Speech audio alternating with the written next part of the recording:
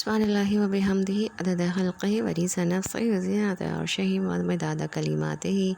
اللہم صلی علی محمد و علی آل محمد کما صلیت علی ابراہیم و علی آل ابراہیم انک حمید مجید۔ اللہم بارک علی محمد و علی آل محمد کما بارکت علی ابراہیم و علی آل ابراہیم انک حمید مجید۔ اعوذ باللہ من الشیطان الرجیم، بسم اللہ الرحمن الرحیم۔ رب اشرح لی صدری ویسر لی امری واحلل عقدۃ من لسانی یفقہوا قولی، رب زدنی علما، آمین یا رب العالمین۔ السلام علیکم ورحمۃ اللہ وبرکاتہ۔ سلسلہ ہے فہم القرآن کا، اور اس میں آج ہم سورۃ الشعراء جو کہ 25ویں پارے میں ہے وہ اس کا آغاز کریں گے۔ تو آغاز کرتے ہیں۔ اعوذ باللہ من الشیطان الرجیم، بسم اللہ الرحمن الرحیم۔ حمیم عین سین قاف كذلك يوحي إليك وإلى الذين من قبلك الله العزيز الحكيم له ما في السماوات وما في الأرض وهو العلي العظيم۔ تكاد السماوات يتفطرن من فوقهن والملائكة يسبحون بحمد ربهم ويستغفرون لمن في الأرض ألا إن الله هو الغفور الرحيم۔ پناہ میں آتی ہوں میں اللہ کی شیطان مردود سے۔ شروع اللہ کے نام سے جو بڑا مہربان نہایت رحم والا ہے۔ حامیم عین سین قاف۔ اسی طرح اللہ غالب اور حکیم تمہاری طرف اور تم سے پہلے گزرے ہوئے رسولوں کی طرف وحی کرتا رہا ہے، یعنی جو باتیں قرآن میں بیان کی جا رہی ہیں یہی باتیں اللہ نے وحی کے ذریعے سے رسول اللہ صلی اللہ علیہ وسلم پر نازل کی ہیں، اور پہلے رسولوں پر بھی وہ یہی باتیں نازل کرتا رہا ہے۔ آسمان و زمین میں جو کچھ بھی ہے اسی کا ہے، وہ برتر اور عظیم ہے، قریب ہے کہ آسمان اوپر سے پھٹ پڑیں۔ یعنی یہ کوئی معمولی بات تو نہیں کہ اللہ تعالیٰ کی خدائی میں کسی حیثیت سے بھی کسی مخلوق کو شریک قرار دیا جائے۔ یہ ایسی سخت بات ہے کہ اس پر کا آسمان بھی پھٹ پڑیں تو کچھ بعید نہیں ہے۔ فرشتے اپنے رب کی حمد کے ساتھ تسبیح کر رہے ہیں اور زمین والوں کے حق میں درگزر کی درخواستیں کر رہے ہیں۔ آگاہ رہو، حقیقت میں اللہ غفور الرحیم ہی ہے۔ جن لوگوں نے اس کو چھوڑ کر اپنے کچھ دوسرے سرپرست بنا رکھے ہیں، اللہ ہی ان پر نگران ہے، تم ان کے حوالے دار نہیں ہو۔ ہاں اسی طرح اے نبی صلی اللہ علیہ وسلم، یہ قرآن عربی ہم نے تمہاری طرف وحی کیا ہے تاکہ تم بستیوں کے مرکز شہر مکہ میں اس کے گرد و پیش رہنے والوں کو خبردار کر دو اور جمع ہونے کے دن سے ڈرا دو جس کے آنے میں کوئی شک نہیں ہے۔ ایک گروہ کو جنت میں جانا ہے اور دوسرے گروہ کو دوزخ میں۔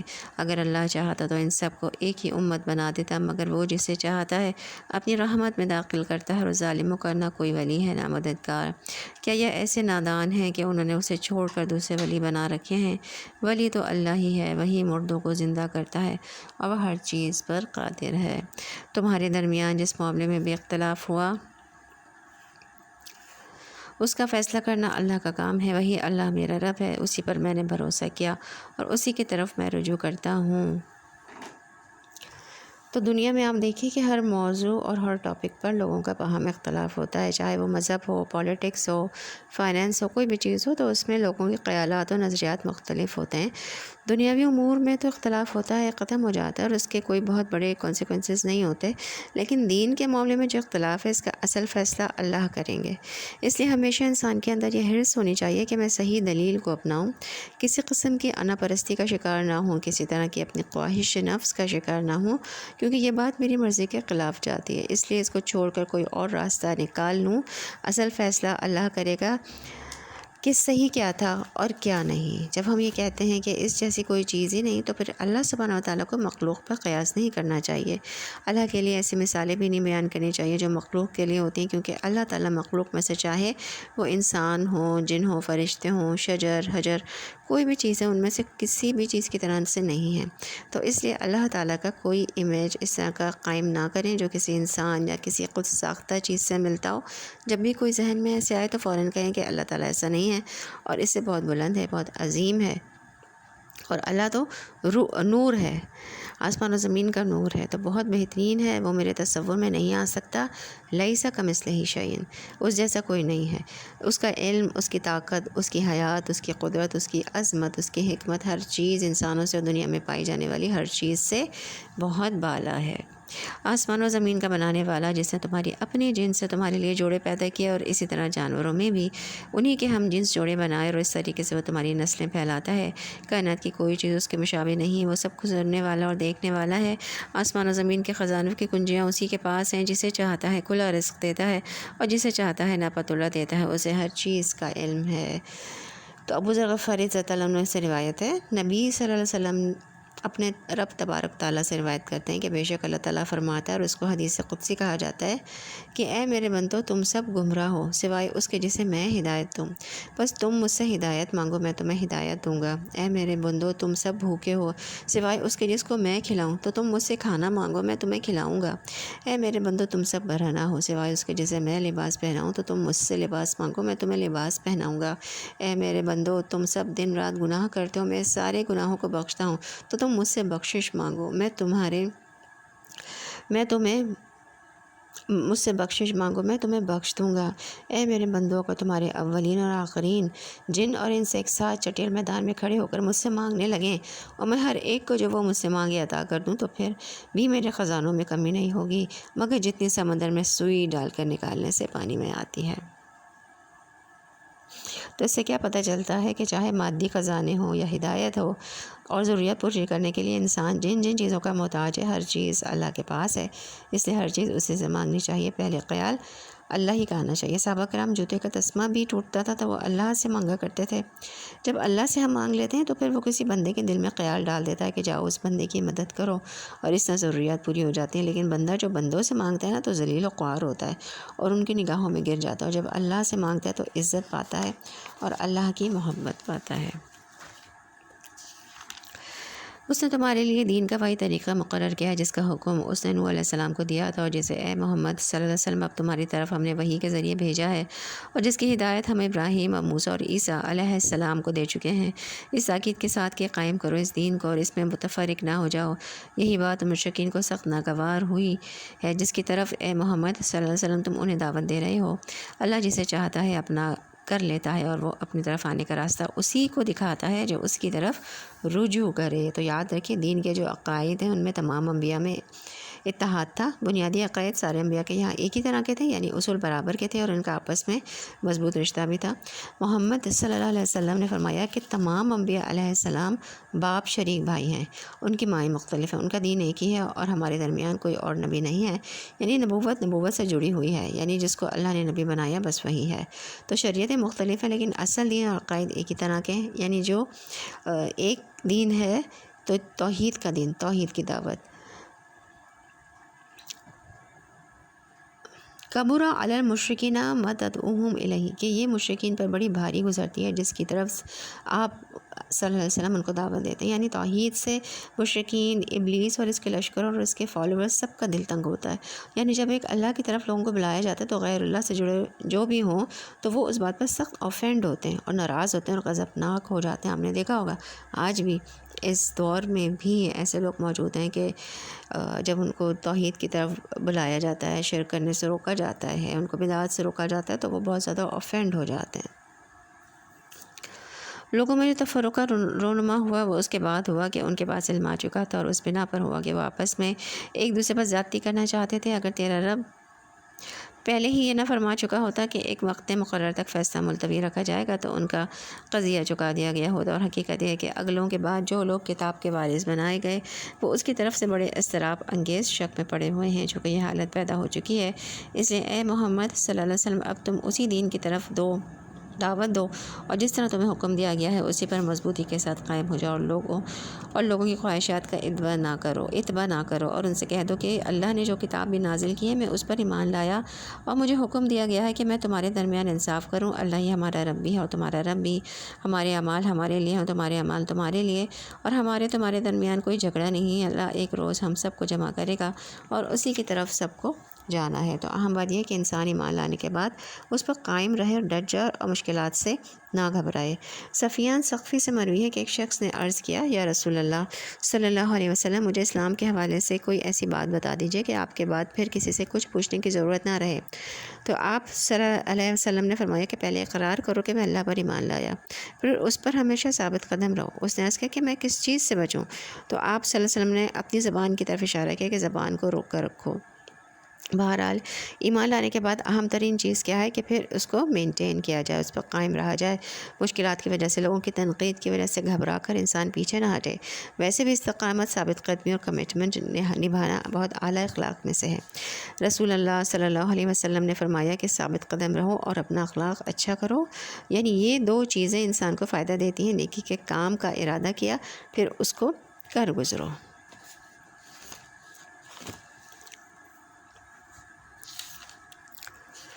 اللہ کی دعوت پر لبیک کہے جانے کے بعد جو لوگ لبیک کہنے والوں سے اللہ کے معاملے میں جھگڑتے ہیں، ان کی حجت بازی ان کے رب کے نزدیک باطل ہے اور ان پر اس کا غضب ہے اور ان کے لیے سخت عذاب ہے۔ وہ اللہ ہی ہے جس نے حق کے ساتھ یہ کتاب اور میزان نازل کی، اور تمہیں کیا قبش آیت کے فیصلے گھڑی قریبی آ لگی ہو۔ جو لوگ اس کے آنے پر ایمان نہیں رکھتے ہوں وہ تو اس کے لیے جلدی مچاتے ہیں، مگر جو اس پر ایمان رکھتے ہیں اور اس سے ڈرتے ہیں اور جانتے ہیں کہ یقیناً وہ آنے والی ہے، خوب سن لو، جو لوگ اس گھڑی کے آنے میں شک ڈالنے والی بحثیں کرتے ہیں وہ گمراہی میں بہت دور نکل گئے ہیں۔ تو مومن کا جو موت سے ڈر ہوتا ہے وہ مختلف ہوتا ہے۔ وہ کس بات سے ڈرتا ہے کہ ابھی میں نے کچھ نہیں کیا، پتہ نہیں میرے ساتھ کیا ہوگا، کیونکہ تھوڑی سی بھی عقل رکھنے والا انسان قیامت کو ماننے میں کوئی دیر نہیں لگاتا۔ بالکل لاجیکل سی بات ہے کہ اس دنیا میں انسان کے اعمال کا بدلہ مل ہی نہیں سکتا، چاہے اچھا کرے یا برا۔ اللہ اپنے بندوں پر بہت مہربان ہے، جسے جو کچھ چاہتا ہے دیتا ہے، اور وہ بڑی قوت والا اور زبردست ہے۔ تو اللہ لطیف ہے، اللہ اپنے بندوں پر مہربان ہے، لیکن مہربانیوں کے انداز کیا ہیں؟ اس سے مراد یہ ہے کہ اللہ تعالیٰ وہ ذات ہے جو تھوڑے عمل کو قبول کر کے بہت بڑی جزا دیتا ہے۔ اسی طرح جو ٹوٹے ہوئے دلوں کو جوڑتا ہے اور مشکلوں کو آسان کرتا ہے، اور جو اپنی نافرمانی کرنے والے کو جلد سزا نہیں دیتا اور امید رکھنے والے کو نامراد نہیں لوٹاتا۔ وہ ہستی جو اپنے ماننے والے کو خالی ہاتھ نہیں لوٹاتی، امید رکھنے والے کو مایوس نہیں کرتا، وہ جو غلطیوں کو معاف کرنے والا ہے وہ معاف کرنا پسند کرتا ہے۔ اللطیف وہ ہستی ہے جو اس پر بھی رحم کرتا ہے جو خود اپنے آپ پر رحم نہیں کرتا، جو اپنا بھلا نہیں سمجھتا، اور پھر وہی القوی العزیز ہے، وہ قوت والا ہے، غلبے والا ہے۔ یعنی اللہ سبحانہ تعالیٰ قوی و عزیز ہونے کے باوجود لطیف بھی ہے، یعنی جس کے اندر عموماً قوت ہوتی ہے، غلبہ ہوتا ہے، وہ زیادہ مہربان نہیں ہوتا، اس کے اندر سختی آ جاتی ہے کیونکہ وہ اپنی اتھارٹی کو ایگزیکیوٹ کرنا چاہتا ہے۔ لیکن اللہ سبحانہ تعالیٰ بندوں پر انتہائی مہربان ہے اور ہر چیز پر قوت بھی رکھتے ہیں۔ جو کوئی آخرت کی کھیتی چاہتا ہے اس کی کھیتی کو ہم بڑھاتے ہیں، اور جو دنیا کی کھیتی چاہتا ہے اسے دنیا میں ہی دیتے ہیں، مگر آخرت میں اس کا کوئی حصہ نہیں ہے۔ بہت صاف صاف بتا دیا گیا۔ یعنی جو کھیتی کا مطلب کیا ہے، کھیتی کیا ہوتی ہے، کھیتی کیوں کہا گیا دنیا کی کھیتی چاہتا ہے، یعنی کہ دنیا کی کھیتی کا مطلب یہ ہے کہ دنیا کی نعمتیں، اور جو آخرت کی نعمتیں چاہتا ہے، جو محنت کرتا ہے، کوشش کرتا ہے آخرت کے لیے، تو اس کو آخرت کی کھیتی، آخرت کی نعمتیں ملیں گی۔ اور جو دنیا کی کھیتی چاہتا ہے، دنیا کی نعمتیں چاہتا ہے، وہ دنیا کے لیے کوششیں کرتا ہے تو اس کو دنیا کی کھیتی مل جائے گی، لیکن پھر اس کا آخرت میں کوئی حصہ نہیں ہے۔ یعنی کہ اس بات کا مطلب صاف صاف یہ ہے کہ جو جس کے لیے کوشش کرے گا اللہ تعالیٰ اس کو وہی چیز عطا کریں گے۔ جو دنیا کے لیے کرے گا، آخرت کے لیے نہیں کرے گا، اس کو آخرت نہیں ملے گی، اور جو آخرت کے لیے کرے گا کوشش، اس کو آخرت ملے گی۔ کیا یہ لوگ، اور پھر اللہ تعالیٰ نے تو دنیا جو ہے وہ تقدیر ہے نا، کہ انسان کو جو جتنا رزق ہے وہ اس کو مل کے رہنا ہے۔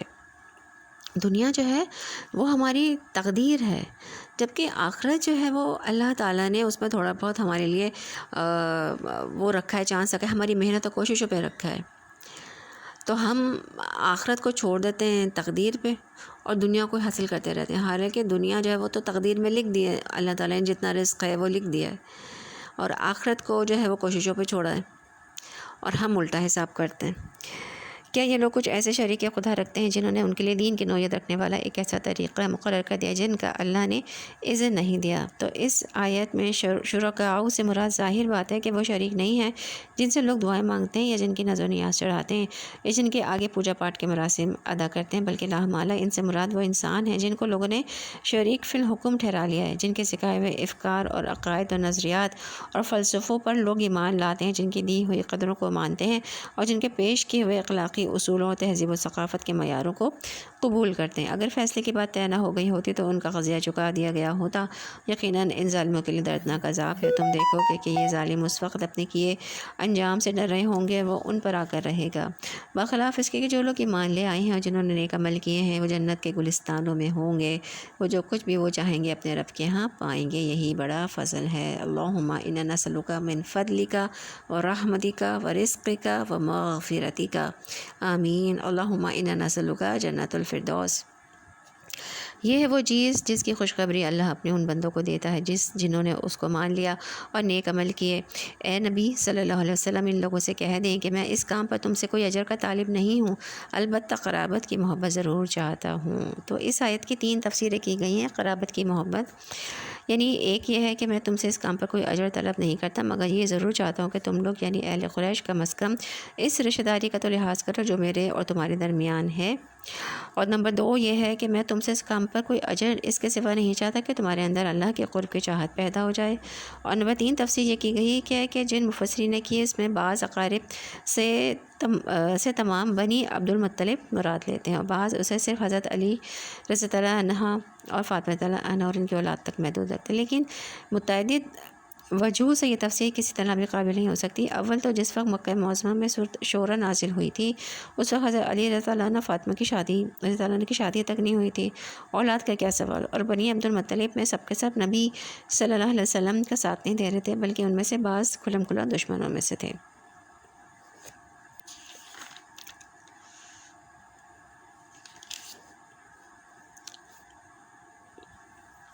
جو کوئی بھلائی کمائے گا ہم اس کے لیے اس بھلائی میں خوبی کا اضافہ کریں گے۔ بے شک اللہ پر بڑا درگزر کرنے والا اور قدردان ہے۔ ان اللہ غفور شکور۔ تو ہمیں فکر ہونی چاہیے نیک اعمال کرنے کی، اور جو نیک عمل پتہ چل جائے اس پر عمل کرتے چلے جائیں۔ یہاں پر جو یہ بات کی گئی ہے کہ میں تم سے کسی کام پر کوئی اجر نہیں مانگتا، تو ہم نے ابھی جو بات کی قرابت کی محبت ضرور چاہتا ہوں، اس کا مطلب یہ کہ نبی صلی اللہ علیہ وسلم کے قریش کے ہر قبیلے کے ساتھ کوئی نہ کوئی رشتہ داری تھی، اور نبی صلی اللہ علیہ وسلم ان کو سمجھا رہے ہیں کہ اگر تم ویسے ہی مجھ سے اتفاق نہیں کرتے تو کم از کم اپنے رشتہ داری کا ہی لحاظ رکھو اور مجھے تکلیف نہ دو، پریشان نہ کرو۔ کیا یہ لوگ کہتے ہیں کہ اس شخص نے اللہ پر جھوٹا بہتان کر لیا ہے؟ اگر اللہ چاہے تو تمہارے دل پر مہر کر دے، وہ باطل کو مٹا دیتا ہے، حق کو اپنے فرمانوں میں سے حق کر دکھاتا ہے، وہ سینوں کے چھپے ہوئے راز جانتا ہے، وہی ہے جو اپنے بندوں سے توبہ قبول کرتا ہے اور برائیوں سے درگزر فرماتا ہے، حالانکہ تم لوگوں کے سب افعال کا اسے علم ہے۔ تو یہاں اللہ سبحانہ و تعالیٰ کی ایک اور خوبصورت صفت بیان ہوئی ہے کہ وہ اپنے بندوں پر نرمی و مہربانی کرنے والا ہے، ان کی غلطیوں کو معاف کر دیتا ہے۔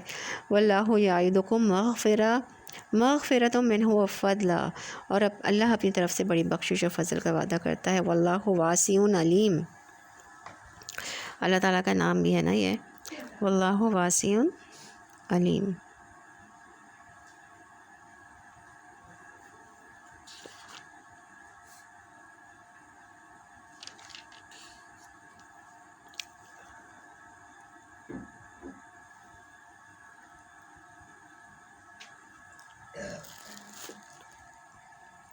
اور اللہ وسعت والا اور سب کو جاننے والا، اللہ اپنے بندوں کی توبہ سے خوش ہوتا ہے اور بار بار گناہوں کے باوجود اللہ تعالیٰ معاف کر دیتا ہے، اور پھر یہاں تک کہ اللہ تعالیٰ برائیوں سے درگزر کر کے ان کو نیکیوں میں بدل دیتا ہے۔ اتنا مہربان اور کون ہوگا۔ اور اس سلسلے میں ایک بڑی خوبصورت روایت ملتی ہے کہ ابو طویل رضی اللہ عنہ کہتے ہیں کہ وہ نبی صلی اللہ علیہ وسلم کے پاس ہے اور کہا کہ ایک ایسے آدمی کے بارے میں آپ کا کیا خیال ہے جس نے سارے گناہوں کا ارتکاب کیا ہو، کوئی گناہ چھوڑا ہی نہ ہو، اور اس سلسلے میں اس نے اپنی چھوٹی بڑی ہر خواہش پوری کر لی ہو، کیا اس کے لیے بھی کوئی توبہ ہے؟ تو آپ صلی اللہ علیہ وسلم نے فرمایا کہ کیا تم مسلمان ہو گئے ہو؟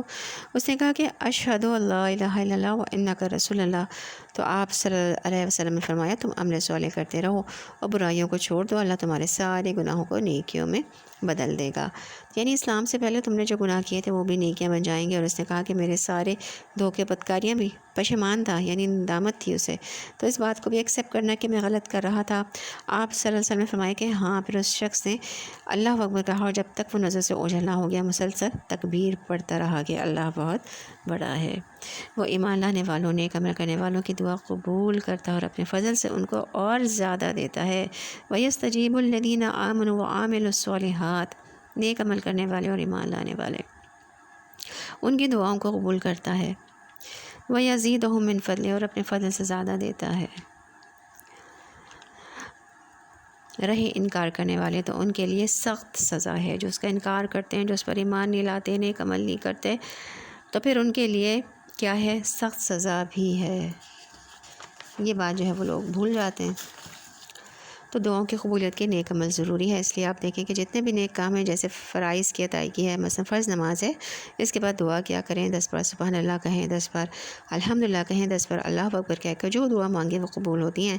تو آپ نے نماز کا فرض بھی ادا کیا اور ساتھ تسبیح بھی پڑھی، تو آپ کی دعا قبول ہوئی۔ قرآن مجید پڑھنے کے بعد دعا قبول ہوتی ہے، صدقہ خیرات کرنے کے بعد دعا قبول ہوتی ہے۔ تو یہاں بھی آپ دیکھیں کہ جو لوگ ایمان لائیں اور نیک عمل کریں تو اللہ ان کی دعا قبول کرتا ہے۔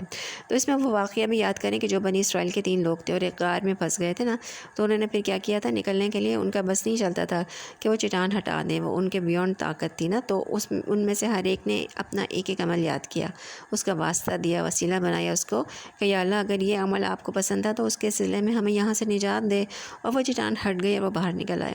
تو اس لیے یہ اصول یاد رکھنے کا ہے کہ جب کبھی کوئی دعا، کوئی بات پوری نہ ہو تو کثرت سے استغفار کریں، درود شریف پڑھیں، دعا کرتے رہیں، اللہ تعالیٰ ضرور سننے والا ہے۔ مایوس نہ ہو، قبولیت یا تو فوراً ہو جاتی ہے یا آخرت کے لیے رکھ دی جاتی ہے، اس سے بہتر کوئی چیز پھر دے دی جاتی ہے۔ اگر اللہ اپنے سب بندوں کو کھلا رزق دیتے تھا تو وہ زمین میں سرکشی کا طوفان برپا کر دیتے، مگر وہ ایک حساب سے جتنا چاہتا ہے نازل کرتا ہے۔ یقیناً وہ اپنے بندوں سے باخبر ہے اور ان پر نگاہ رکھتا ہے۔ تو اللہ تعالیٰ سب کو وافر رزق اگر عطا کر دیتے تو وہ زمین میں سرکشی کرتے۔ بعض اوقات ہم بہت بڑا کچھ مانگ رہے ہوتے ہیں جو اللہ تعالیٰ ہمیں نہیں دیتے، کیونکہ وہ ہم سنبھال نہیں سکتے یا اس کو پا کر ہماری عاقبت خراب ہو سکتی ہے، تو اللہ فضل فرماتا ہے، اس لیے ہم سے روک دیتا ہے۔ رزق تنگ ہو یا کشادہ یہ اللہ کی حکمت پر مبنی ہوتا ہے، یعنی اللہ بندے کی حالت کو جانتا ہے کہ اگر اس پر رزق میں نے فراخ کر دیا تو یہ کس خرابی میں مبتلا ہو جائے گا، اور اسی طرح بعض اوقات بندے کی اصلاح کے لیے، اس کو ڈسپلن کرنے کے لیے اس سے دنیا کو لپیٹ دیتا ہے۔ تو رزق کی تنگی نہ ذلت کا سبب ہے اور نہ رزق کی فراخی فضیلت کا سبب ہے۔ فضیلت کا سبب تو کیا ہے؟ تقویٰ ہے، کہ کون اللہ سے کتنا ڈرتا ہے اور کون گناہوں سے کتنا بچتا ہے۔ اللہم انا نسألک الہدی والتقوی والعفاف والغنی، یہ 4 چیزیں ہیں۔ مسنون دعا میں کتاب موجود ہے، آج کل تاخراتیں بھی ہیں، تو ان میں تراویح کے سجدوں میں ان کو کثرت سے پڑھیں، ہدایت بھی مانگیں، تقویٰ بھی مانگیں، عفافہ شرم و حیا بھی مانگیں، پاکیزگی عفت مانگیں، اور غنا بھی مانگیں دل کا۔ وہی ہے جو لوگوں کے مایوس ہونے کے بعد مینا برساتا ہے اور اپنی رحمت پھیلا دیتا ہے، اور وہی قابل تعریف ولی ہے اور اس کی نشانیوں میں سے ہے۔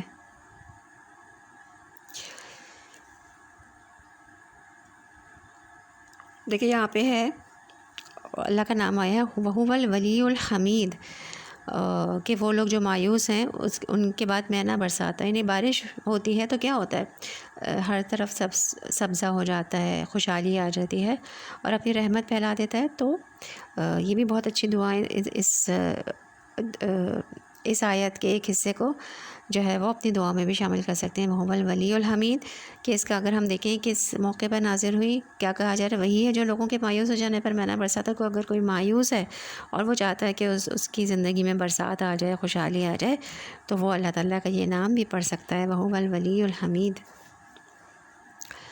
اس کی نشانیوں میں سے ہے کہ یہ زمین آسمان کی پیدائش اور یہ شاندار مخلوقات جو اس نے دونوں جگہ پھیلا رکھی ہیں، وہ جب چاہے انہیں اکٹھا کر سکتا ہے۔ تم لوگوں پر جو مصیبت بھی آئی ہے تمہارے اپنے ہاتھوں کی کمائی سے آئی ہے، بہت سے قصوروں سے وہ ویسے ہی درگزر کر جاتا ہے۔ تو اشارہ ہے مکہ معظمہ کے اس قحط کی طرف جو اس زمانے میں برپا تھا۔ تم زمین میں اپنے خدا کو عاجز کر دینے والے نہیں ہو، اور اللہ کے مقابلے میں تم کو کوئی حامی ناصر نہیں ہے۔ اس کی نشانیوں میں سے ہے کہ یہ جہاز جو سمندر میں پہاڑوں کی طرح نظر آتے ہیں، اللہ جب چاہے ان کو ہوا کو ساکن کر دے اور یہ سمندر کی پیٹھ پر کھڑے کے کھڑے رہ جائیں۔ اس میں بڑی نشانیاں ہیں نا ہر اس شخص کے لیے جو کمال درجے کا صبر و شکر کرنے والا ہو۔ ان فی ذلک لآیات لکل صبار شکور، یا ان پر سوار ہونے والوں کے بہت سے گناہوں سے درگزر کرتے ہوئے ان کے چند ہی کرتوتوں کی پاداش میں انہیں ڈبو دے، اور اس وقت ہماری آیات میں جھگڑنے والوں کو پتہ چل جائے گا ان کے لیے کوئی جائے پناہ نہیں ہے۔ تو جو کچھ بھی تم لوگوں کو دیا گیا ہے وہ محض دنیا کی چند روزہ زندگی کا سر و سامان ہے، ہم جو ہے اس دنیا میں عیش جو کرتے ہیں وہ دنیاوی لذتیں، ابھی ہم انہی کے عادی ہیں نا، دنیاوی لذتوں کے عادی ہیں۔ جو دین کی نعمتیں ہیں ابھی تو وہ ہمیں ملی ہیں قرآن کی شکل میں، دین کی نعمتیں جو ہم نے پہلے بات کی تھی، حیاتاً طیبہ ہے، اور جو دلوں کا سکون ہے، اور جو نیکی کرنے میں جب لوگوں کو، متقی لوگوں کو، محسنین کو اور مومنین کو مزہ آنے لگتا ہے اور ان کو سکون ملتا ہے نیکی کر کے، تو وہ بھی ایک نعمت ہے۔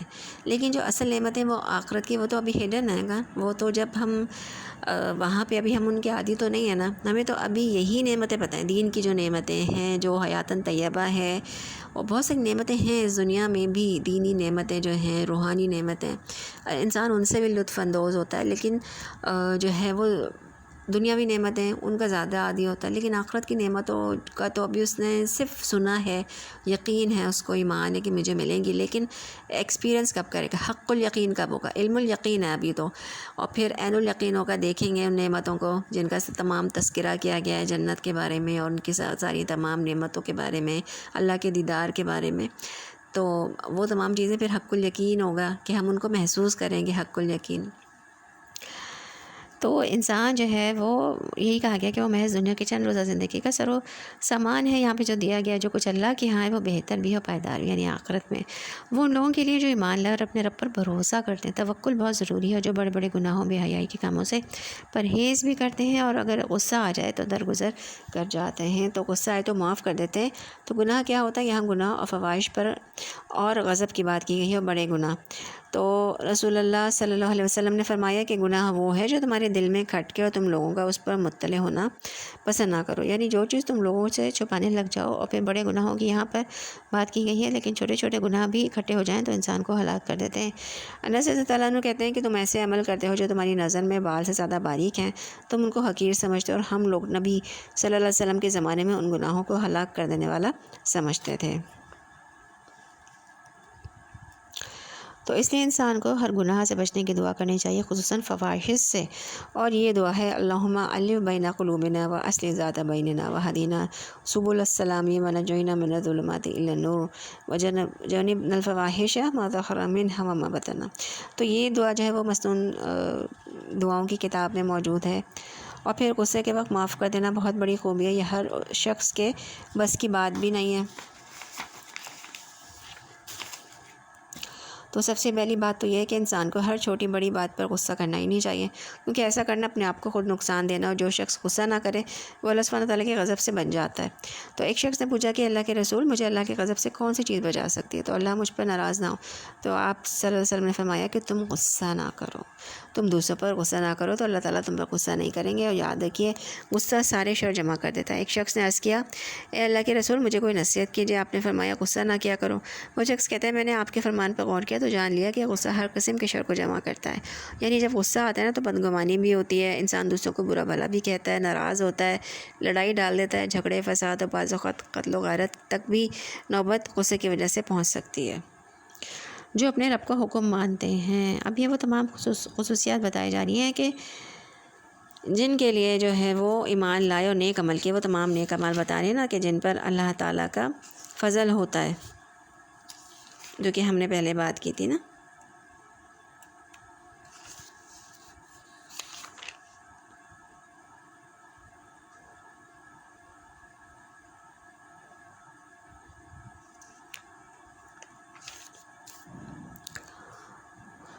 اور جو اپنے رب کا حکم مانتے ہیں، نماز قائم کرتے ہیں اور اپنے معاملات اللہ کے جو اپنے رب کا حکم مانتے ہیں، نماز قائم کرتے ہیں اور اپنے معاملات آپس کے مشورے سے چلاتے ہیں۔ اب یہاں پہ وہی شورا کی بات آ رہی ہے کہ وہ امرہم شورا بینہم، آپس میں مشورہ کرتے ہیں، جس نام پہ یہ سورت کا نام رکھا گیا ہے۔ اور اب آپس کے معاملات مشورے سے چلاتے ہیں، ہم نے جو کچھ بھی رزق انہیں دیا ہے اس میں سے وہ خرچ کرتے ہیں۔ تو یہاں پر مشورے کی اہمیت پتہ چلتی ہے۔ اللہ سبحانہ تعالیٰ اہل ایمان کی صفات میں سے ایک صفت یہ بتاتے ہیں کہ وہ باہم مشورہ کرتے ہیں۔ مشورہ انسان کو بہتری کی طرف لے جاتا ہے۔ حسن کہتے ہیں کہ اللہ کی قسم، جب کسی قوم نے مشورے کا طریقہ اختیار کیا تو جو کچھ ان کے پاس موجود ہے ان میں سے سب سے بہترین چیز کی طرف ان کی رہنمائی کی گئی، اور پھر انہوں نے اسی آیت کی تلاوت کی۔ خود نبی صلی اللہ علیہ وسلم کی زندگی میں ہم دیکھتے ہیں کہ آپ اپنے صحابہ سے، اپنے قریبی ساتھیوں سے مشورہ کیا کرتے تھے۔ ابن عمر رضی اللہ عنہ کہتے ہیں کہ جب مسلمان مسلمان مدینے آئے تو نماز کے لیے نماز کے وقت کا اندازہ کر کے جمع ہوتے تھے، یعنی سورج کے ڈھلنے وغیرہ کو دیکھ کر۔ اس وقت نماز کے لیے اعلان نہیں ہوتا تھا، تو ایک دن مسلمانوں نے اس بارے میں گفتگو کی کہ کچھ سوچنا چاہیے کہ اعلان ہو نماز کا۔ بعض نے کہا عیسائیوں کی طرح ناقوس بنا لو، بعض نے کہا یہودیوں کی طرح بغل بنا لو اور ایک نرسنگا رکھ لیا جائے۔ حضرت عمر رضی اللہ عنہ نے کہا کہ تم ایک ایسا آدمی کیوں نہیں مقرر کر لیتے جو نماز کی اطلاع دے؟ تو رسول اللہ صلی اللہ علیہ وسلم نے فرمایا کہ اے بلال اٹھو اور نماز کے لیے پکارو، اور جب ان پر زیادتی کی جاتی ہے تو اس کا مقابلہ کرتے ہیں۔ برائی کا بدلہ ویسے ہی برائی ہو، پھر جو کوئی معاف کر دے اور اصلاح کرے اس کا اجر اللہ کے ذمہ ہے۔ اللہ ظالموں کو پسند نہیں کرتا۔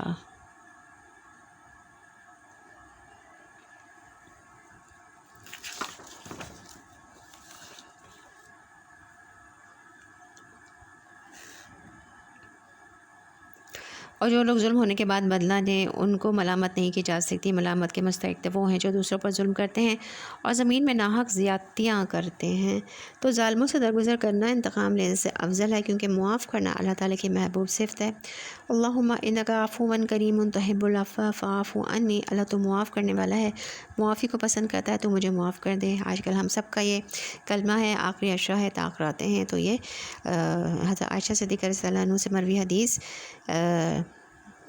سے جو ہے دعا، یہ اس کا مفہوم یہی ہے کہ یہ دعا نبی پاک صلی اللہ علیہ وسلم نے بتائی کہ اس طرح سے پڑھنی ہے، تاک راتوں میں اللہ تعالیٰ سے بخشش طلب کرنی ہے۔ نبی صلی اللہ علیہ وسلم اپنی ذات کے لیے کسی سے انتقام نہیں لیتے تھے، لیکن اگر کوئی اللہ کی حد ٹوٹتی تھی تو وہاں پر آپ انتقام لیتے تھے۔ تو اس کا مطلب یہ ہے کہ اگر کوئی چیز پرسنل آپ کو نقصان دے رہی ہے تو آپ اسے معاف کر سکتے ہیں، لیکن اگر کوئی اجتماعیت کو نقصان دے رہی ہے کوئی چیز، تو اس میں آپ ڈسپلن بھی کر سکتے ہیں۔ معاف کرنے سے بڑا فائدہ کیا ہوتا ہے کہ اللہ تعالیٰ بھی معاف کر دیتے ہیں۔ نبی صلی اللہ علیہ وسلم نے منبر پر فرمایا رحم کرو تم پر رحم کیا جائے گا، تم معاف کر دو اللہ تمہیں معاف کرے گا۔ تو اجتماعیت میں ڈسپلن کرنا ہے، پھر اس میں وہی آ جاتا ہے امر بالمعروف و نہی عن المنکر، ہے نا، کہ اجتماعیت ہے، بڑے بڑے جو گناہ ہو رہے ہیں معاشرتی، معاشی اور سیاسی طور پر، تو ان سب کے خلاف آواز اٹھانا اور ان کو جو ہے وہ احتجاج کرنا اس کے لیے، اور اس کے لیے امر بالمعروف و نہی عن المنکر کرنا، اور ان کے لیے خاموش ہو کے نہیں بیٹھ جانا۔ اور چھوٹے بہت کسی نے ذاتی طور پر کسی کی نے کچھ ذاتی کر دی ہے چھوٹی موٹی، تو پھر اس پہ اس کو معاف کیا جا سکتا ہے اور پیار سے اس کو سمجھایا جا سکتا ہے۔ ایسے لوگوں کے لیے دردناک عذاب ہے، البتہ جو شخص صبر سے کام لے اور درگزر کرے تو یہ بڑی اولو العزمی کے کاموں میں سے، تو صبر کرنا اور درگزر کرنا بہت اولو العزم کے کاموں میں سے ہے۔ اور جس کو اللہ ہی گمراہی میں پھینک دے اس کا کوئی سنبھالنے والا اللہ کے بعد نہیں ہے۔ تم دیکھو گے کہ یہ ظالم جب عذاب دیکھیں گے تو کہیں گے کہ اب پلٹنے کی کوئی سبیل نہیں ہے، اور تم دیکھو گے کہ یہ جہنم کے سامنے جب لائے جائیں گے تو ذلت کے مارے جھکے جا رہے ہوں گے، اور ان کو نظر بچا بچا کر نکھیوں سے دیکھیں گے۔ اس وقت وہ لوگ جو ایمان لائے تھے کہیں گے کہ واقعی اصل ضیاء کار وہی ہیں جنہوں نے آج قیامت کے دن اپنے آپ کو اور اپنے متعلقین کو خسارے میں ڈال دیا۔ خبردار رہو، ظالم لوگ مستقل عذاب میں ہوں گے اور ان کے کوئی حامی و سرپرست نہ ہوں گے جو اللہ کے مقابلے میں ان کی مدد کو آئیں۔ جسے اللہ گمراہی میں پھینک دے اس کے لیے بچاؤ کی کوئی سبیل نہیں ہے۔ مان لو اپنے رب کی بات قبل اس کے کہ وہ دن آئے جس کے ٹلنے کی کوئی صورت اللہ کی طرف سے نہیں ہے۔ اس دن تمہارے لیے کوئی جائے پناہ نہ ہوگی اور نہ کوئی تمہارے حال کو بدلنے کی کوشش کرنے والا ہوگا۔ اب اگر یہ لوگ منہ موڑتے ہیں تو اے نبی صلی اللہ علیہ وسلم، ہم نے تم کو ان پر نگہباں بنا کر تو نہیں بھیجا ہے، تم پر تو صرف بات پہنچا دینے کی ذمہ داری ہے۔ انسان کا حال یہ ہے جب ہم اسے اپنی رحمت کا مزہ چکھاتے ہیں تو اس پر پھول جاتا ہے، اور اگر اس کے اپنے ہاتھوں کا کیا دھرا کسی مصیبت کی شکل میں اس پر الٹ پڑتا ہے تو سخت ناشکرا بن جاتا ہے۔ اللہ زمین آسمان کے بادشاہی کا مالک ہے، اور جو کچھ چاہتا ہے پیدا کرتا ہے، جسے چاہتا ہے لڑکیاں دیتا ہے اور جسے چاہتا ہے لڑکے دیتا ہے۔ تو بیٹیوں کا ذکر یہاں پہلے کیا گیا، اور بیٹیوں کی تربیت کرنا، ان سے اچھا سلوک کرنا بہت بڑے نیک اعمال میں سے ہے۔ جسے چاہتا ہے لڑکے اور لڑکیاں ملا جلا کر دیتا ہے، اور جسے چاہتا ہے بانجھ کر دیتا ہے۔ وہ سب کچھ جانتا اور ہر چیز پر قادر ہے۔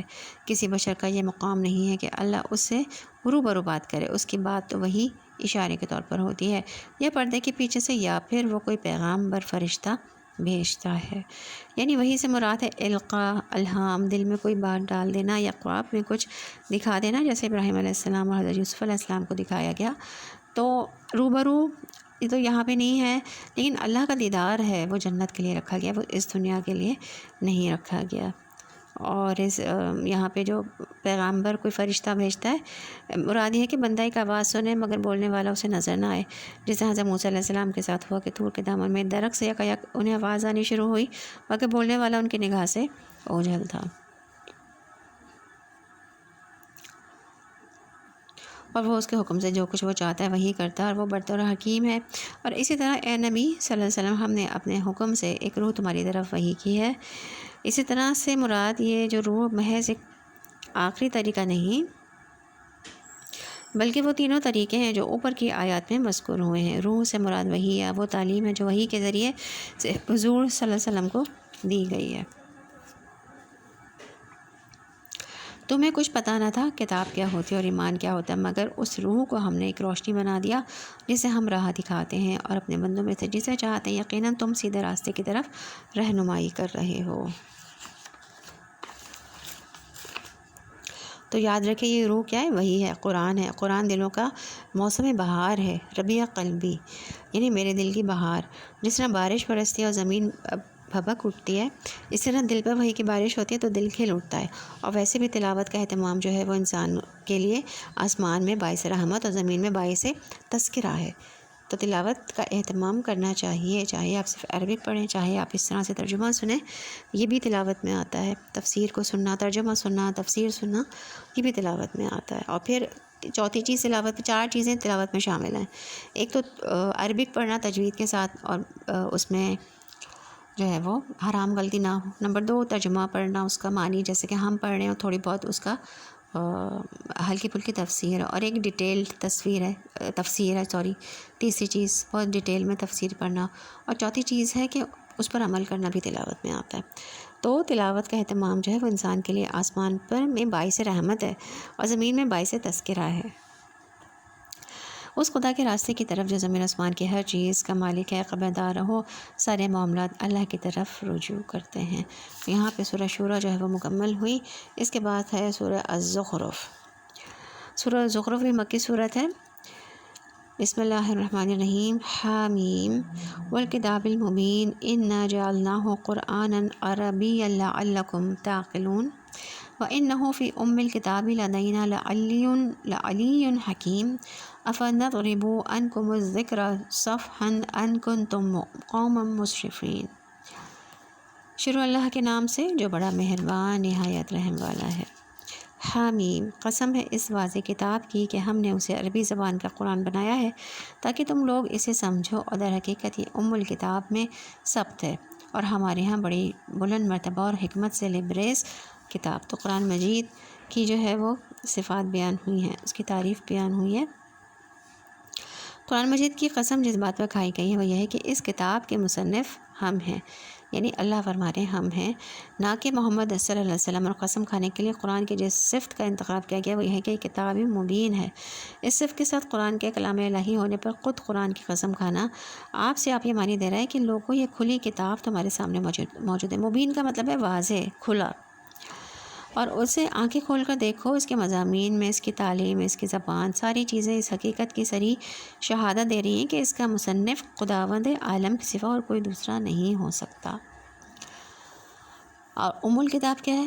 جو آسمان پر جو کتاب ہے نا موجود، ام الکتاب سے مراد اصل کتاب، یعنی وہ کتاب جس سے تمام انبیاء علیہ السلام پر نازل ہونے والی کتابیں ماخوذ ہیں، لوح محفوظ میں جو کتاب ہے۔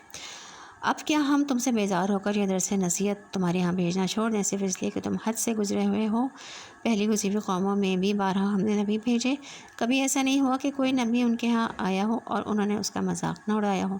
پھر جو لوگ ان سے بدر جہاں زیادہ طاقتور تھے ہم نے انہیں ہلاک کر دیا۔ پچھلی قوموں کی مثالیں گزر چکی ہیں۔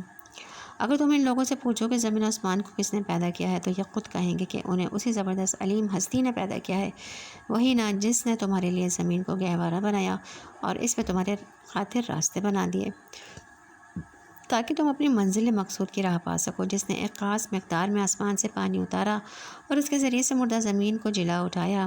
اسی طرح ایک روز تم زمین سے برآمد کیے جاؤ گے، وہی جس نے یہ تمام جوڑے پیدا کیے اور جس نے تمہارے لیے کشتیوں اور جانوروں کو سواری بنایا تاکہ تم ان کی پشت پر چڑھو اور جب ان پر بیٹھو تو اپنے رب کا احسان یاد کرو، کہو کہ پاک ہے وہ جس نے ہمارے لیے ان چیزوں کو مسخر کر دیا، ورنہ ہم انہیں قابو میں لانے کی طاقت نہ رکھتے تھے، اور ایک روز ہمیں اپنے رب کی طرف پلٹنا ہے۔ کیا دعا ہے؟ سبحان الذی سخر لنا ھذا وما كنا له مقرنین۔ کتنی اچھی دعا ہے کہ جب ہم سواری پہ بیٹھ رہے ہیں تو اللہ ہی کی تعریف بیان کر رہے ہیں نا، کہ پاک ہے وہ جس نے ہمارے لیے اس سواری کو مسخر کر دیا، ورنہ تو ہم انہیں قابو میں لانے کی طاقت ہی نہیں رکھتے تھے، اور ایک روز ہمیں اپنے رب کی طرف پلٹنا ہے۔ تو سواری پہ بیٹھنے کی یہ دعا پڑھی جاتی ہے۔ نبی صلی اللہ علیہ وسلم جب سواری پہ بیٹھتے تو بسم اللہ پڑھتے، پھر الحمدللہ کہتے، پھر سبحان الذی سخر لنا والی دعا پڑھتے، یہی دعا پڑھا کرتے تھے، اور پھر سبحانک انی ظلمت نفسی فاغفر لی فانہ لا یغفر الذنوب الا انت۔ 4 چیزیں ہیں، بسم اللہ پڑھا، الحمدللہ پڑھا، پھر یہی دعا پڑھی 3، اور پھر 4 سبحانک انی ظلمت نفسی فاغفر لی فانہ لا یغفر الذنوب الا انت۔ پھر یہ ہے کہ انسان جس بھی وجہ سے سفر کے لیے نکلے، اس سفر میں اپنے رب کو یاد کرتا رہے۔ یہ نہیں کہ صرف سفاری پر بیٹھتے ہوئے سفاری کے دوران بھی، بلکہ آپ اپنے بہت سے اذکار بھی، جو دن کی بہت ساری تسبیحات آپ نے باندھی ہوئی ہوتی ہیں، سفر میں اگر آپ روزانہ آتے جاتے ہیں، کہیں پہ سفر کرتے ہیں، تو ان کو مکمل کر سکتے ہیں۔ یہ سب کچھ جانتے اور مانتے ہوئے بھی ان لوگوں نے اس کے بندوں میں سے بعض کو اس کا جز بنا ڈالا۔ حقیقت یہ ہے کہ انسان کھلا احسان فرموش ہے کہ اللہ نے اپنے مخلوق میں سے اپنے لیے بیٹیاں انتخاب کی، تمہیں بیٹوں سے نواز دیا، اور حال یہ ہے کہ جس اولاد کو یہ لوگ اس خدائے رحمان کی طرف منسوب کرتے ہیں، اس کی ولادت کا معجزہ جب خود ان میں سے کسی کو دیا جاتا ہے تو اس کے منہ پر سیاہی چھا جاتی ہے اور وہ غم سے بھر جاتا ہے۔ یعنی کہ وہ اپنے لیے بیٹیاں تو پسند نہیں کرتے، لیکن اللہ کے لیے کہہ رہے ہیں کہ وہ بیٹیاں ہیں اللہ کی، نعوذ باللہ، کہ اللہ کے حصے میں وہ اولاد آئی جو زیوروں میں پالی جاتی ہے اور بحث و حجت میں اپنا مدعا پوری طرح واضح بھی نہیں کر سکتی۔ انہوں نے فرشتوں کو جو خدائے رحمان کے خاص بندے ہیں عورتیں قرار دے لیا، کیا ان کے جسم کے ساکھ انہوں نے دیکھی ہے؟ ان کی گواہی لکھ لی جائے گی اور انہیں اس کی جواب دہی کرنی ہوگی۔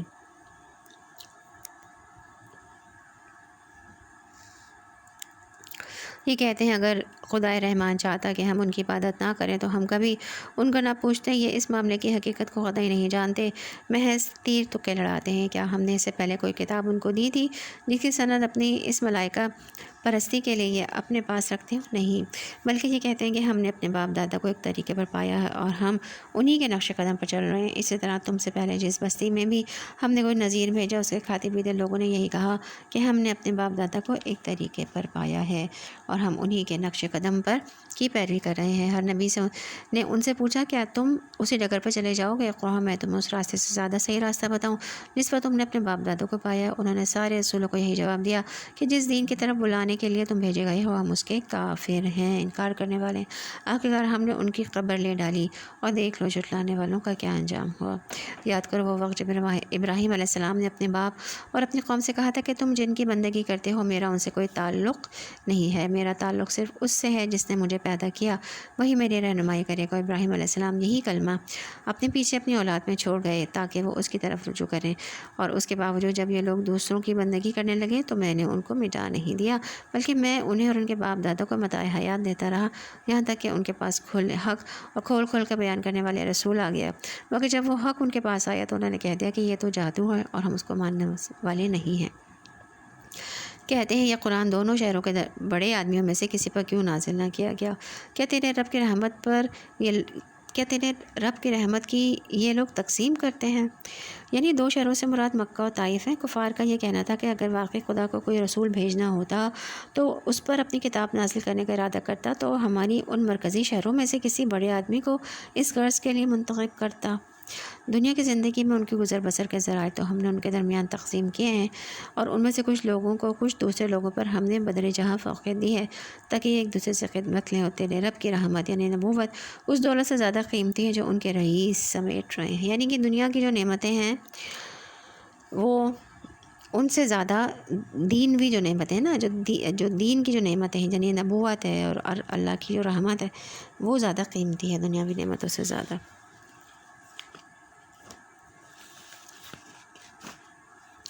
تو اس سے پتہ چلتا ہے کہ اللہ سبحانہ تعالیٰ نے تمام لوگوں کو ایک طرح پیدا نہیں کیا بلکہ ان میں فرق رکھا ہے۔ تو اس سے ایک بات یہ پتہ چلتی ہے کہ اللہ کے ہاتھ میں ہی دین اور دنیا کی دولت ہے۔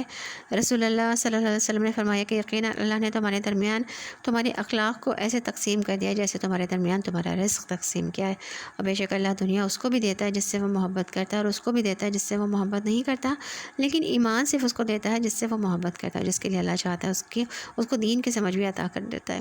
اور یہاں بعض کو بعض کا قیمت کار بنا دیا تو یہ بھی اللہ کی حکمت و مصلحت سے ہے، یعنی ہر کوئی ایک دوسرے کے کام آئے۔ اگر ایک ہی شخص کو ساری کیپیبلٹیز مل جاتی ہیں تو پھر وہ سرکش ہو جاتا ہے نا، وہ الہ ہونے کو ڈکلیئر کر دیتا کہ میرے پاس دین بھی ہے دنیا بھی ہے۔ لیکن اللہ تعالیٰ نے انسانوں کے اندر جو کمزوریاں رکھی ہیں، قدموں کو جو انسانوں کا ماتحت بنایا، یہ سب انسانوں کے لیے نشانیاں ہیں کہ وہ اللہ تعالیٰ کی معرفت حاصل کریں۔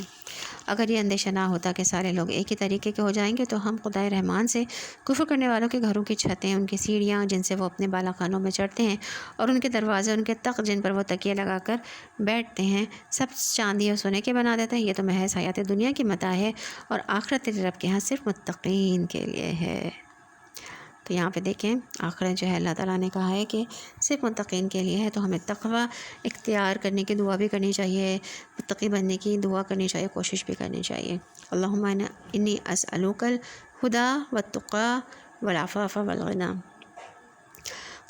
جو شخص رحمان کے ذکر سے تغافل برتتا ہے، ہم اس پر ایک شیطان مسلط کر دیتے ہیں اور وہ اس کا رفیق بن جاتا ہے۔ تو رحمان کے ذکر سے تغافل یعنی غفلت نہیں برتنا، اللہ کا ذکر سب سے بڑی عبادت ہے۔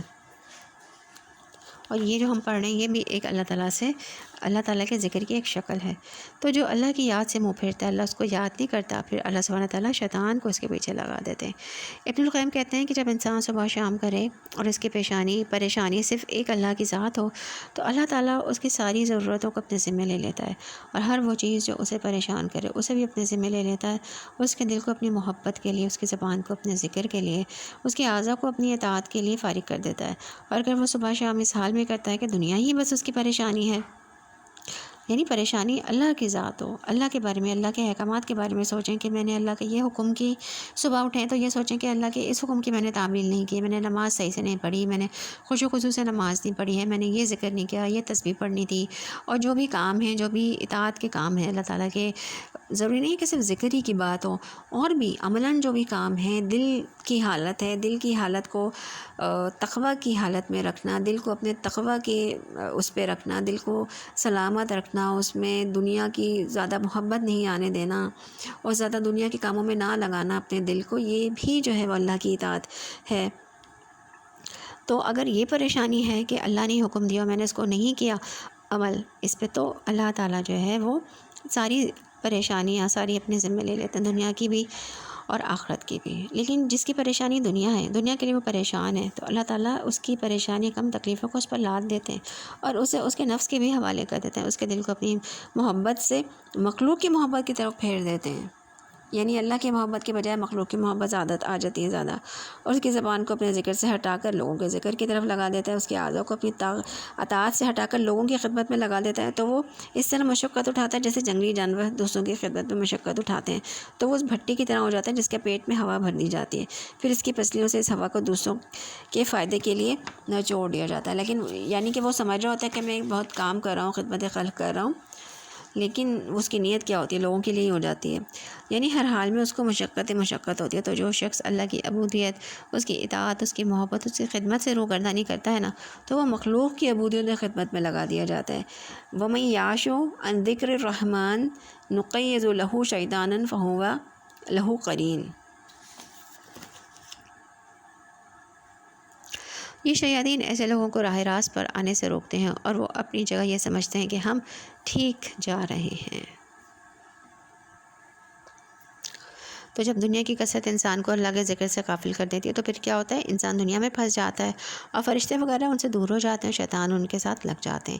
تو یہ یاد رکھیں کہ جو اللہ کی یاد سے صبح کا آغاز کرتا ہے، اللہ اس کی سب سے اہم ترین چیز ہوتی ہے، اور فرشتے بھی اس کے مددگار ہو جاتے ہیں، اس کے لیے اللہ کی مدد آتی ہے اور اس کے کام آسان ہو جاتے ہیں، اور اس کے برعکس جو دنیا ہی دنیا کی طرف جانے والا ہوتا ہے، غافل ہوتا ہے، برائیوں کی طرف مائل ہو جاتا ہے۔ اللہ سبحانہ و تعالیٰ کے ذکر سے غافل ہو کر فرشتے اس کا پیچھا کرتے ہیں۔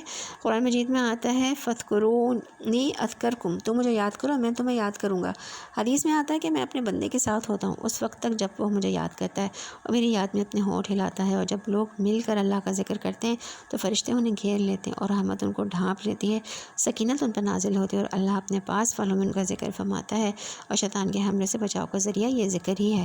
یعنی غفلت شیطان کو مسلط کر دیتی ہے اور ذکر کرنا شیطان کو دور کرتا ہے یا آنے نہیں دیتا، اس کے قریب نہیں آنے دیتا۔ آخرکار جب یہ شخص ہمارے یہاں پہنچے گا تو اپنے شیطان سے کہے گا کہ کاش میرے اور تیرے درمیان مشرق و مغرب کا بعد یعنی دوری ہوتی تو بدترین ساتھی نکلا۔ اس وقت ان لوگوں سے کہا جائے گا کہ جب تم ظلم کر چکے تو آج یہ بات تمہارے لیے کچھ بھی نافع نہیں ہے کہ تم اور تمہارے شیاطین عذاب میں مشترک ہیں۔ تو وہی بات جو ہم شروع سے کر رہے ہیں کہ مہلت یہ مہلت بہت اہم ہے۔ یہ مہلت ہماری موت تک کے لیے ہے، چاہے وہ قیامت کی صورت میں ہماری موت آئے، چاہے وہ ہماری نیچرل موت آئے، تو اور وہ مہلت کا ہمیں پتہ ہی نہیں ہے کہ وہ کب تک ہے۔ تو آج ابھی اور اسی وقت اپنی اصلاح کرنے کی ضرورت ہے، اور توبہ استغفار کرنے کی ضرورت ہے، اور اللہ کی طرف واپس پلٹ آنے کی ضرورت ہے۔ اب کیا اے نبی صلی اللہ علیہ وسلم، تم بہروں کو سناؤ گے یا اندھوں اور صریح گمراہی میں پڑے ہوئے لوگوں کو راہ دکھاؤ گے؟ اب تو ہمیں ان کو سزا دینی ہے، خواہ ہم تمہیں دنیا سے اٹھا لیں یا تم آنکھوں سے ان کا وہ انجام دکھا دیں تمہیں جس کا ہم نے ان سے وعدہ کیا ہے۔ ہمیں ان میں پوری قدرت حاصل ہے۔ تم بہرحال اس کتاب کو مضبوطی سے تھامے رہو جو وحی کے ذریعے سے تمہارے پاس بھیجی گئی ہے، یقیناً تم سیدھے راستے پر ہو۔ حقیقت یہ ہے کہ یہ کتاب تمہارے لیے اور تمہاری قوم کے لیے بہت بڑا شرف ہے، اور عنقریب تم لوگوں کو اس کی جواب دہی کرنی ہوگی۔ یعنی اس سے بڑھ کر کوئی شخص کی کوئی خوش قسمتی نہیں ہو سکتی کہ تمام انسانوں میں سے اس کو اللہ اپنی کتاب نازل کرنے کے لیے منتخب کرے، اور کسی قوم کے حق میں بھی اس سے بڑی کسی خوش قسمتی کا تصور نہیں کیا جا سکتا کہ دنیا کی دوسری سب قوموں کو چھوڑ کر اللہ تعالیٰ اس کے ہاں اپنا نبی پیدا کرے اور اس کے زبان میں اپنی کتاب نازل کرے اور اسے دنیا میں پیغام خداوندی کی حامل بن کر اٹھنے کا موقع دے۔ اس شرف عظیم کا احساس اگر قریش اور اہل عرب کو نہیں ہے اور وہ اس کی ناقدری کرنا چاہتے ہیں تو ایک وقت آئے گا کہ جب انہیں اس کی جواب دہی کرنی ہوگی۔ تم سے پہلے ہم نے جتنے رسول بھیجے تھے ان سب سے پوچھ دیکھو، کیا ہم نے خدائے رحمان کے سوا کسی دوسرے معبود بھی مقرر کیے تھے کہ ان کی بندگی کی جائے؟ ہم نے موسیٰ علیہ السلام کو اپنی نشانیوں کے ساتھ فرعون اور اس کے اعیان سلطنت کے پاس بھیجا، اور اس نے جا کر کہا کہ میں رب العالمین کا رسول ہوں، اور پھر جب اس نے ہماری نشانیاں ان کے سامنے پیش کی تو وہ ٹھٹے مارنے لگے۔ ہم ایک پر ایک ایسی نشانی ان کو دکھاتے چلے گئے جو پہلے سے بڑھ چڑھ کر تھی، اور ہم نے ان کو عذاب میں دھر لیا کہ وہ اپنی روش سے باز آئیں۔ ہر عذاب کے موقع پر وہ کہتے، اے ساحر، اپنے رب کی طرف سے جو منصب تجھے حاصل ہے اس کی بنا پر ہمارے لیے اسے دعا کرو، ہم ضرور راہ راست پر آ جائیں گے۔ مگر جو ہی کہ ہم ان پر سے عذاب ہٹاتے تھے وہ اپنی بات سے پھر جاتے، اور ایک روز فرعون نے اپنی قوم کے درمیان پکار کر کہا کہ لوگوں، کیا مصر کی بادشاہی میری نہیں ہے اور یہ نہریں میرے نیچے نہیں بہہ رہی ہیں؟ کیا تم لوگوں کو نظر نہیں آتا میں بہتر ہوں یا یہ شخص جو ذلیل و حقیر اور اپنی بات بھی کھول کر بیان نہیں کر سکتا؟ کیوں نہ اس پر سونے کے کنگن اتارے گئے یا فرشتوں کا ایک دستہ اس کی اردلی میں نہ آیا؟ تو اس نے اپنے حکم کو ہلکا سمجھا، اس نے اپنی قوم کو ہلکا سمجھا اور انہوں نے اس کی اطاعت کی، اور در حقیقت وہ تھے ہی فاسق لوگ۔ آخرکار جب انہوں نے ہمیں غضبناک کر دیا تو ہم نے ان سے انتقام لیا اور ان کو اکٹھا غرق کر دیا، اور بعد والوں کے لیے پیشرو اور نمونہ عبرت بنا کر رکھ دیا۔ اور جو ہی کہ ابن مریم علیہ السلام کی مثال دی گئی، تمہاری قوم کے لوگوں نے اس پر غل مچا دیا اور کہنے لگے کہ ہمارے معبود اچھے ہیں یا وہ، یعنی تم سے پہلے جو رسول ہو گزرے ہیں ان سب سے پوچھو، دیکھو کیا ہم نے خدائے رحمان کے سوا کچھ دوسرے معبود بھی مقرر کیے تھے کہ ان کی بندگی کی جائے؟ یہ تقریر جب اہل مکہ کے سامنے ہو رہی تھی تو ایک شخص نے اعتراض جڑ دیا کہ کیوں عیسائی مریم علیہ السلام کے بیٹے کو خدا کا بیٹا قرار دے کر اس کی عبادت کرتے ہیں، تو پھر ہمارے معبود کیا برے ہیں؟ یہ مثال پیش ہوتے ہی کفار کے مجمع سے ایک زور کا قہقہ بلند ہوا اور نعرے لگنے شروع ہو گئے۔ اس کا کیا جواب ہے؟ یہ مثال وہ تمہارے سامنے محض کچھ بحثی کے لیے لاتے ہیں، بحث کرنے کے لیے۔ حقیقت یہ ہے کہ یہ ہیں ہی جھگڑالو لوگ، لیکن وہ جھگڑا کرتے تھے، بحث کیا کرتے تھے، مانتے نہیں تھے، آرگیو کیا کرتے تھے۔ ابن علیہ السلام اس کے سوا کچھ نہ تھا کہ ایک بندہ تھا جس پر ہم نے انعام کیا اور بنی اسرائیل کے لیے اسے اپنی قدرت کا ایک نمونہ بنا دیا۔ ہم چاہیں تو تم سے فرشتے پیدا کرتے ہیں جو زمین میں تمہاری جانشین ہو، اور وہ یعنی ابن مریم دراصل قیامت کی ایک نشانی ہے، بس تم اس میں شک نہ کرو۔ یعنی یہ ترجمہ بھی ہو سکتا ہے وہ قیامت کے علم کا ایک ذریعہ ہے۔ یہاں یہ سوال پیدا ہوتا ہے کہ آن جناب کو قیامت کی نشانی یا قیامت کے علم کا ذریعہ کس معنی میں فرمایا گیا ہے؟ بہت سے مفسرین کہتے ہیں کہ اس سے مراد حضرت عیسیٰ علیہ السلام کا نزول ثانی ہے، جس کی خبر جو ہے وہ بکثرت احادیث میں وارد ہوئی ہے۔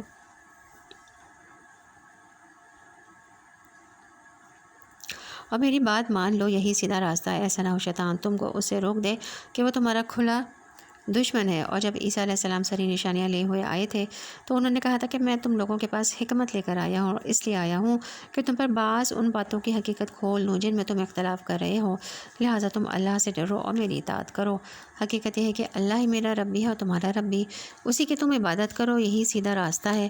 مگر اس صاف تعلیم کے باوجود گروہوں نے آپس میں اختلاف کیا، بس تباہی ہے ان لوگوں کے لیے جنہوں نے ظلم کیا ایک دردناک دن کے عذاب سے۔ کیا یہ لوگ اب بس اس چیز کے منتظر ہیں کہ اچانک ان پر قیامت آ جائے اور انہیں خبر بھی نہ ہو؟ وہ دن جب آئے گا تو متقین کو چھوڑ کر باقی سب دوست ایک دوسرے کے دشمن ہو جائیں گے۔ تو رسول اللہ صلی اللہ علیہ وسلم نے فرمایا کہ ایمان کا سب سے مضبوط کڑا اللہ کی خاطر محبت اور اللہ کی خاطر بغض ہے۔ یہ کیوں اتنا مضبوط ہے؟ کیونکہ اچھے دوستوں کی کمپنی میں انسان کا ایمان بڑھتا ہے، تقویٰ بڑھتا ہے، انسان آگے بڑھتا ہے، نیکی کے راستوں میں ایمان مضبوط ہوتا چلا جاتا ہے۔ جیسے ایک صحابی نے دوسرے سے کہا تھا کہ آؤ ایک گھڑی مل کر ایمان لے آتے ہیں، تو ان کا یہی مطلب تھا کہ آؤ مل کر بیٹھ کر اللہ کی باتیں کرتے ہیں تاکہ ہمارا ایمان بڑھ جائے۔ حضرت موسیٰ علیہ السلام نے ہارون علیہ السلام کو مانگا تھا نا کا نسبحک کثیرا ونذکرک کثیرا، تو ایک دوسرے کے ساتھ مل بیٹھ کر اللہ کی باتیں کرنا، اللہ کو یاد کرنا ایمان کو بڑھاتا ہے۔ تو اس لیے اچھے دوستوں اور اچھی مجلسوں کا اہتمام ہمیشہ جاری رہنا چاہیے اور دعا بھی کرنی چاہیے، ربی ہب لی حکما والحقنی بالصالحین، کہ اللہ تعالیٰ مجھے صالحین کے ساتھ ملا دے۔ ایک شخص رسول اللہ صلی اللہ علیہ وسلم کی خدمت میں حاضر و عرض کیا، یا رسول اللہ صلی اللہ علیہ وسلم، آپ کا اس شخص کے بارے میں کیا ارشاد ہے جو کچھ لوگوں سے محبت کرتا ہے لیکن ان لوگوں سے مل نہیں سکا، جیسے ہم لوگ صحابہ سے محبت کرتے ہیں لیکن ہماری ملاقات نہیں ہوئی؟ تو آپ صلی اللہ علیہ وسلم نے فرمایا کہ انسان اسی کے ساتھ ہوگا جس سے وہ محبت کرتا ہوگا۔ تو قیامت کے دن ایسے لوگ عرش کا سایہ پانے والے ہوں گے۔ اللہ تعالیٰ فرمائے گا، این المتحبون بجلالی، میرے جلال کی خاطر آپس میں محبت کرنے والے آج کہاں ہیں؟ تو آج کے دن میں ان کو اپنے سائے میں رکھوں گا، جس دن میرے سائے کے علاوہ کوئی سایہ نہ ہوگا، وہ قیامت کے دن نور کے ممبروں پر ہوں گے۔ ابو مسلم قلانی کہتے ہیں کہ میں نے معاذ رضی اللہ عنہ سے کہا کہ میں اللہ کی خاطر آپ سے محبت کرتا ہوں، تو انہوں نے مجھے اپنی طرف کھینچا اور کہا کہ تم نے کیا کہا؟ میں نے کہا کہ میں اللہ کی خاطر آپ سے محبت کرتا ہوں۔ انہوں نے کہا کہ میں نے رسول اللہ صلی اللہ علیہ وسلم کو فرماتے ہوئے سنا کہ آپ اپنے رب سے روایت کرتے ہیں کہ اللہ کی خاطر محبت کرنے والے قیامت کے دن نور کے ممبروں پر رونق افروز ہوں گے، عرش کے سائے کے نیچے ہوں گے، جس دن اس سائے کے سوا کوئی سایہ نہ ہوگا۔ کہتے ہیں کہ میں وہاں سے نکل کر عبادہ بن صامت رضی اللہ عنہ کے پاس آیا اور معاذ بن جبل رضی اللہ عنہ والی حدیث بیان کی، تو انہوں نے کہا کہ میں نے رسول اللہ صلی اللہ علیہ وسلم کو اپنے رب عز و جل سے روایت کرتے ہوئے سنا ہے کہ میری محبت ان لوگوں کے لیے طے شدہ ہے جو میری وجہ سے ایک دوسرے سے محبت کرتے ہیں، دین کی وجہ سے، اللہ کی وجہ سے۔ تو میری محبت ان لوگوں کے لیے طے شدہ ہے جو میری وجہ سے ایک دوسرے پر خرچ کرتے ہیں، میری محبت ان لوگوں کے لیے طے شدہ ہے جو میری وجہ سے ایک دوسرے سے ملاقات کرتے ہیں، اور اللہ کی خاطر محبت کرنے والے نور کے ممبروں پر ہوں گے۔ تو تین چیزیں اس میں آ گئی نا، کہ جو اللہ نے فرمایا کہ جو میری خاطر